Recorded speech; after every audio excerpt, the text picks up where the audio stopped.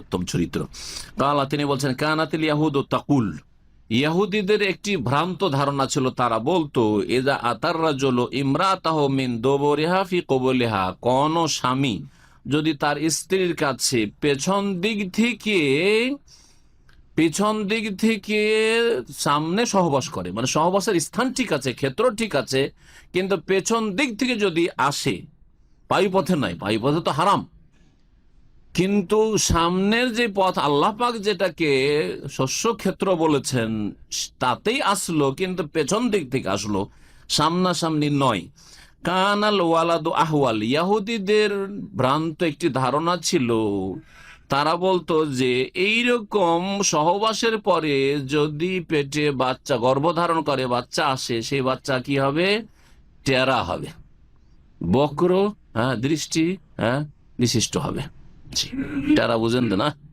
সহজ ভাষা বুঝেন। টেরা টেরা চোখে টান থাকবে, হয়তো এদিকে টান থাকবে না, এদিকে টান থাকবে, টেরা। কানাল ওয়ালাদ আহওয়াল, এক কথায় আমার উদ্দেশ্য হচ্ছে বুঝে নাও, আপনারা বুঝে নিলি হলো। নিজের ভাষা এখন তর্জমা করেন আপনারা, আঞ্চলিক ভাষায় অনুবাদ করেন, সিলেটি ভাষা, চিটাঙ্গি ভাষা, আপনার বার্মার ভাষা, যেই ভাষায় তর্জমা করবেন করেন। আহওয়াল, হাউল মানে হচ্ছে বাঁকা, চোখ বাঁকা হয়ে যায়, আহওয়াল ওই ব্যক্তি। ফানাজালাত, তখন আল্লাহ পাক আয়াত নাযিল করলেন যে এটা ভুল কথা, ইহুদিদের ধারণা ভুল।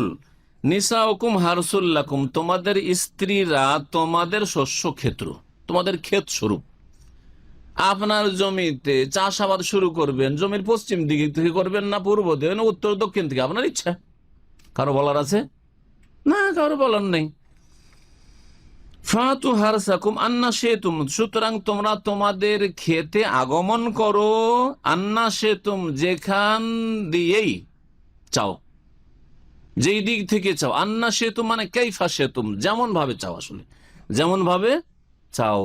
আইনা সেতুম না, আইনা মানে যেখানে, যেখানে মানে তাহলে ক্ষেত্র আলাদা হয়ে যায় না, ক্ষেত্র আলাদা হলে চলবে না। ক্ষেত্র মাত্র একটি, দ্বিতীয় কোনো ক্ষেত্র নেই। একটি হচ্ছে শস্য ক্ষেত, দ্বিতীয় কোনো শস্য ক্ষেত না স্ত্রীর ক্ষেত্রে। বুঝছেন না কথা? বুঝছেন না? কারণ বিষয়গুলি বোঝা জরুরি। তো আন্না সেতুম মানে কাইফা সেতুম, যেমন ভাবে চাও, বসে চাও, দাঁড়িয়ে চাও, শুয়ে চাও, পেছন দিক থেকে সামনের শস্যক্ষেত ঠিক থাকতে হবে, শস্যক্ষেত ঠিক থাকতে হবে, কাইফা সেতুম। আর আন্নার অর্থ আইনা যদি করা যায় তাহলে স্থান পরিবর্তন হয়ে যায়, যেখানে চাও। না, একাধিক জায়গা আল্লাহ তৈরি করেননি, নিজের জনচাহিদা পূরণ করার জন্য আল্লাহ পাক রব্বুল একটি শুধু ক্ষেত্র তৈরি করেছেন, সেটা আরবি ভাষায় কবুল, এই জন্য বলা হয়েছে কবুল, ফি কবুলিহা, সামনের দিকে।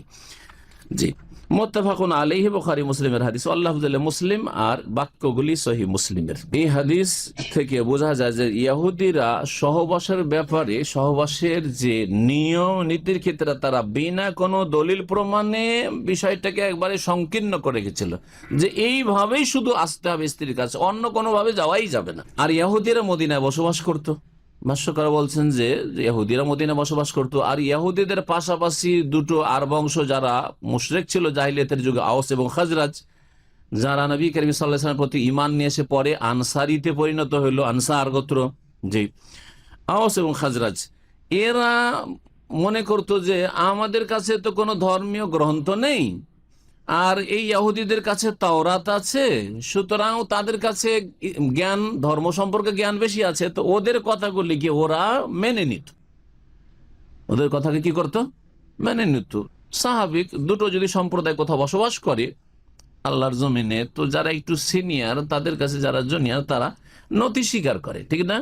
ইহুদিদের কাছে ওরা একটু নতি স্বীকার করত, এরা তাদের কথাবার্তা বিশ্বাস করত। আর ইহুদিদের এই ধারণাই ছিল যে সহবাস যদি পেছন দিক থেকে সামনে করা হয় তাহলে তাতে টেরা ছেলে পয়দা হবে।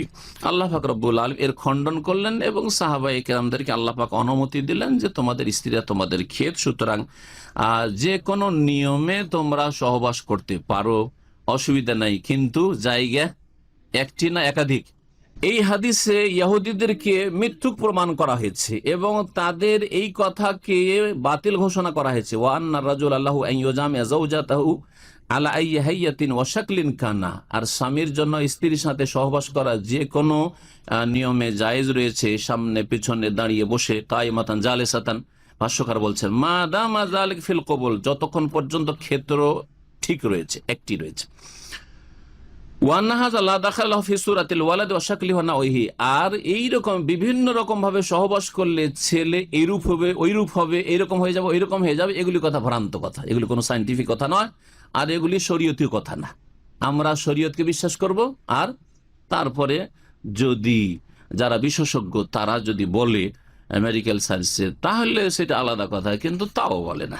এই কথাই ভাষ্যকার এখানে বলেছেন যে এতে নবী করিম সাল্লাল্লাহু আলাইহি সাল্লামের মেডিকেল প্রমাণ হয়। নবী সাল্লাল্লাহু আলাইহি সাল্লাম যে ডাক্তারদের বড় ডাক্তার ছিলেন, হ্যাঁ, বড় হাকিম ছিলেন, এতে কোনো সন্দেহ নাই।